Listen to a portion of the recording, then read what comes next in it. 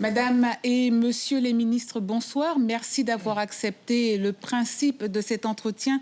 Tout d'abord, Olivier Véran, à la demande des Guyanais d'un hôpital de campagne, on a obtenu un hôpital de la sécurité civile qui n'accueille pas les malades de la Covid. Nous en sommes aujourd'hui à plus de 4000 cas confirmés. Le pic de l'épidémie, vous devez le savoir, est attendu selon les spécialistes dans une quinzaine de jours. Les équipes de soignants manquent de moyens, ça vous le savez aussi. Et quelle réponse ce soir le ministère de la Santé a-t-il pour la Guyane? Tout d'abord, bonsoir. Je voudrais vous dire que l'État est aux côtés des Guyanais. Nous savons, je sais ce que traversent les Guyanais en ce moment avec une épidémie de Covid-19 sur le territoire de Guyane et vous dire que tous les services de l'État sont mobilisés.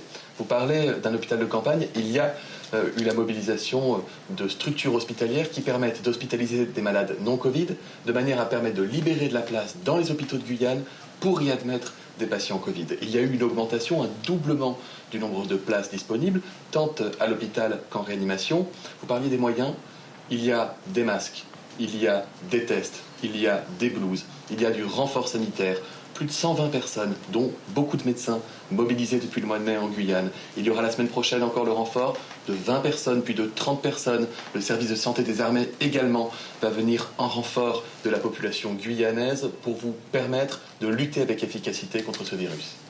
Mais on atteint les limites en matière de lits de réanimation, avec une possibilité de 30 voire 45 au grand maximum. Des 25 patients aujourd'hui, ils sont en réanimation, soit 5 de plus qu'hier, ils étaient 20 hier. Qu'en est-il de cet hôpital de campagne qui a quitté Mulhouse pour Mayotte et qui est attendu en Guyane? Arrivera-t-il ou pas?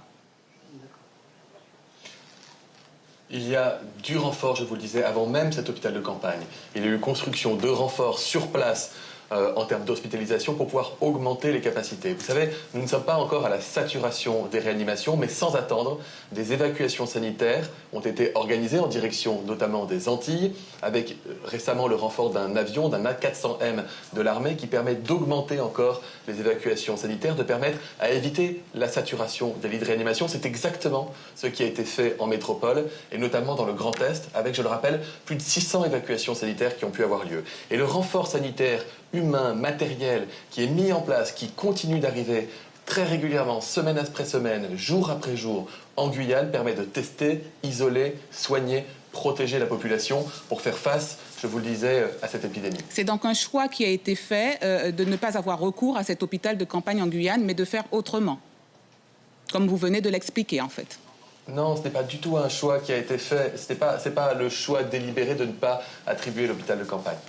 L'hôpital de campagne qui a été mobilisé à Mulhouse et à Mayotte, c'est une structure qui prend beaucoup de temps pour être démontée, pour être transportée, pour être remontée. Nous ne pouvions pas attendre la mobilisation de cet hôpital de campagne pour renforcer les moyens sanitaires sur place. C'est pourquoi nous avons adopté les moyens que je viens de vous décrire.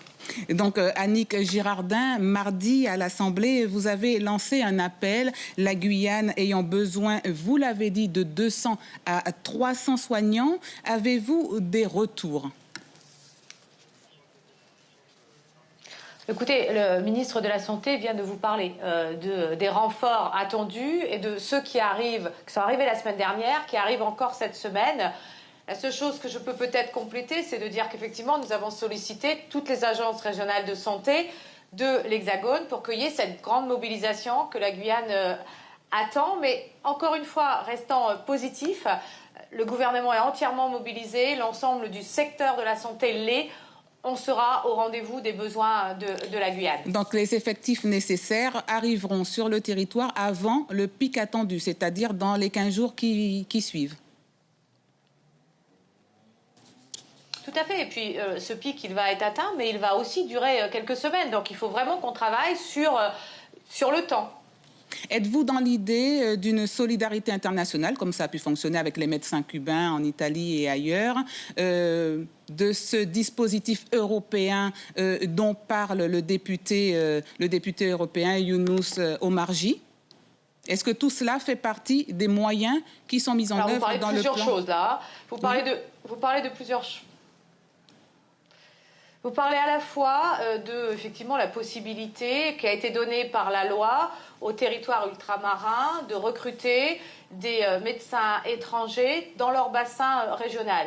C'est une chose qui est possible aujourd'hui en Guyane, par exemple, dans un partenariat avec Cuba, comme l'a fait la Martinique. C'est la collectivité territoriale qui a monté ce partenariat, ce que nous pouvons faire effectivement aussi en Guyane, en épaulant, en accompagnant la collectivité si elle souhaitait le faire. Ensuite, vous me parlez de questions de soutien européen. Vous le savez, le président de la République a fait en sorte qu'il y ait une grosse mobilisation européenne sur la relance. Et dans cette relance, effectivement, il y a aussi la question de la santé. Donc tous ces moyens peuvent être mobilisés. Par ailleurs, Annick Girardin, on apprend que des réunions se sont tenues ce matin en interministériel et des décisions en matière économique et sociale ont été prises. Est-ce que vous confirmez déjà et peut-on en savoir plus ? Écoutez, c'est très simple. La semaine dernière, il y a quelques jours, donc, j'étais avec vous à Cayenne et j'ai rencontré les socio-professionnels du territoire parce que cette crise sanitaire, c'est aussi, on le sait, une crise économique et une crise sociale. Sur le volet économique, j'avais annoncé que tant qu'on serait en état d'urgence, la Guyane, les entreprises de la Guyane verraient les aides de l'État se poursuivre. Je peux confirmer aujourd'hui que ça vient d'être acté pour plusieurs mesures. Bien sûr, les exonérations de charges sociales, le report des charges fiscales. Les exonérations de charges sociales pour cette année. Chômage partiel à 100% de prise en compte. Et ça, c'est important parce que c'est quand même une aide qui aujourd'hui est la plus importante des aides européennes qui ont été mises en place. Mais le report. Et puis il y a également le fonds de solidarité. Ce fonds de solidarité sera possible maintenant pour toutes les entreprises, notamment les très petites entreprises qui n'ont pas de salariés. Une aide qui va de 2 000 à 10 000 euros par mois à compter d'aujourd'hui. Pas question d'exonération de charges fiscales. C'est juste un report, c'est cela? Non, j'ai dit exonération de charges sociales et report de charges fiscales. C'est cela. Et n'oublions pas non plus, bien sûr, tout le volet social avec les aides alimentaires qui se feront jusqu'à la fin de l'année, mais aussi la distribution d'eau potable gratuite, là jusqu'à la fin de l'état d'urgence. Alors nous reviendrons, merci. Donc nous sommes sur le plan sanitaire, sur le plan économique et social, aujourd'hui aux côtés de la Guyane. Merci pour ces réponses. Nous y reviendrons évidemment dans le détail. On revient à la question des moyens sanitaires. Concernant les essais thérapeutiques, Olivier Véran, lesquels seront réalisés en Guyane? L'étude Coviplasme est-elle maintenue d'ailleurs? J'ai compris qu'il y avait eu de l'émotion autour de cette question des essais thérapeutiques. Je voudrais un manque de rassurer la communication population de Guyane. peut-être. La totalité, je suis là pour communiquer avec vous sur cette question. Merci. La totalité des essais thérapeutiques qui pourraient être mis en place en Guyane ont été mis en place au préalable en métropole. L'essai dont vous parlez a été mis en place dans les hôpitaux de Paris par les meilleurs spécialistes.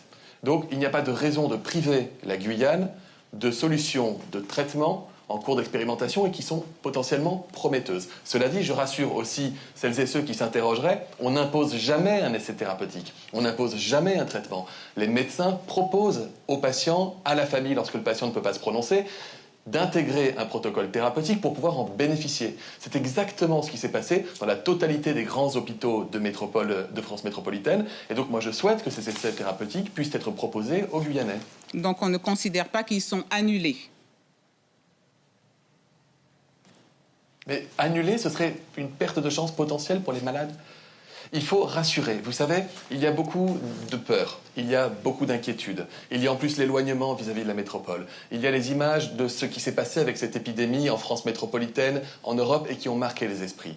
Il y a ce décompte au quotidien du nombre de malades. Il y a ce pic épidémique dont on parle. Tout cela est extrêmement anxiogène. Ce que je veux vous dire, c'est que les médecins, les soignants de Guyane, de métropole, civils comme militaires, les soutiens logistiques, les soutiens au préfet, les soutiens à l'Agence régionale de santé, tout est mis en œuvre pour que les meilleurs professionnels, ceux qui ont vu la vague de près en métropole, puissent intervenir dans les meilleures conditions pour assurer la sécurité et la santé pour les Guyanais. C'est ce qui nous mobilise au quotidien et c'est ce qui mobilise les équipes qui ont fait ce choix de prendre l'avion, de traverser l'océan pour venir sauver des vies et soigner des gens en Guyane. Alors justement, Olivier Véran, traverserez-vous l'océan pour venir en Guyane, vous rendre compte par vous-même de la situation ? Annick Girardin, comme ministre des Outre-mer, s'y est rendue la semaine dernière. Et j'envisage un déplacement lorsque je pourrai, c'est-à-dire lorsque la situation sanitaire, ne serait-ce qu'en métropole, lorsque je pourrai quitter, et en Guyane évidemment, lorsque je pourrai quitter la cellule de crise de ce ministère suffisamment longtemps pour pouvoir venir dans les territoires ultramarins. On en a discuté avec Annick Girardin qui m'a déjà fait cette proposition. Croyez-moi, lorsque je pourrai quitter ce bureau au 7e étage du ministère, je le ferai. Merci, Madame et Monsieur les ministres, d'avoir accepté le principe de cette interview. Suivez l'info sur Guyana Première, télé, radio et Internet.